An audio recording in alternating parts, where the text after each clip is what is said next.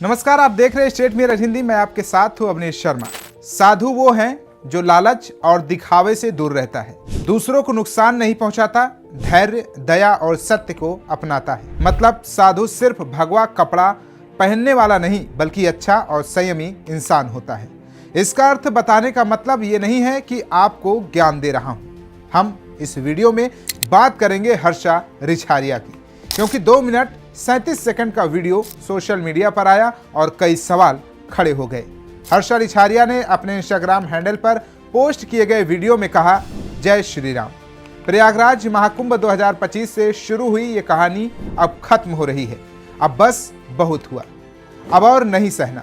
बीते 1 साल से लगातार विरोध का सामना किया है। मेरे चरित्र पर सवाल उठाए गए हैं। मैं धर्म के मार्ग पर चलकर जो कुछ भी करने की कोशिश कर रही थी उस पर सवाल उठाए गए, विरोध किया गया। हर्षा ने कहा, मैं सीता नहीं हूं जो हर बार अग्नि परीक्षा दूं। मैंने जितनी परीक्षाएं देनी थी, जितना कुछ करना था, मैंने कर लिया। तो भाई, आप अपना धर्म अपने पास रखिए। अब इस मौनी अमावस में माघ मेले में स्नान करूंगी और उस स्नान के साथ जो धर्म पर चलने का संकल्प मैंने लिया था, उस संकल्प को मैं पूर्णतः विराम दूंगी। मैं वापस अपना पुराना काम करूंगी, जिसमें ना ही कोई विरोध था, ना ही कोई चरित्र हनन जैसा कुछ था, ना ही उधारी थी। इस बयान के बाद सवाल ये उठ रहा है कि क्या हर्षा रिछारिया धर्म के नाम पर पैसा कमाना चाहती थी?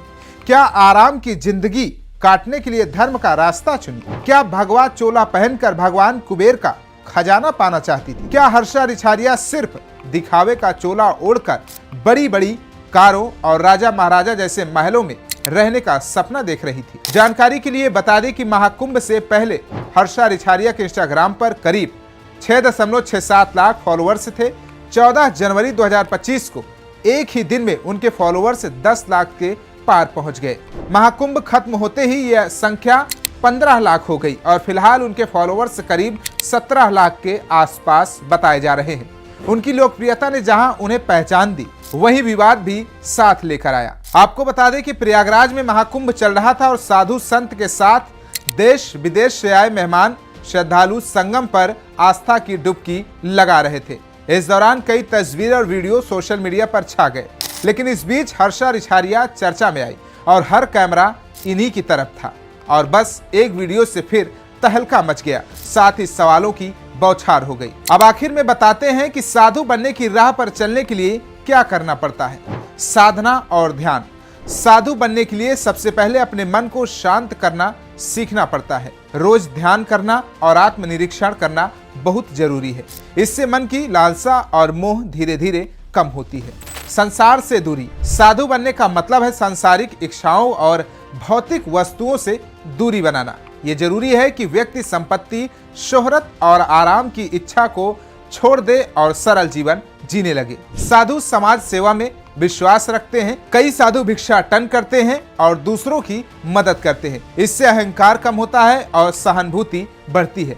इस तरह से कई काम किए जाते हैं साधु बनने के लिए और उस मार्ग पर चलने के लिए। मगर हर्षा रिछारिया अपने कर्ज के बारे में बता रही हैं। सवाल तो यह भी उठ रहा है कि क्या आखिर साधु संत के लिए इतना पैसा जरूरी है? क्या इस राह पर चलने के लिए पैसे की जरूरत होती है? ये जवाब दर्शकों आप कमेंट बॉक्स में जरूर दीजिएगा।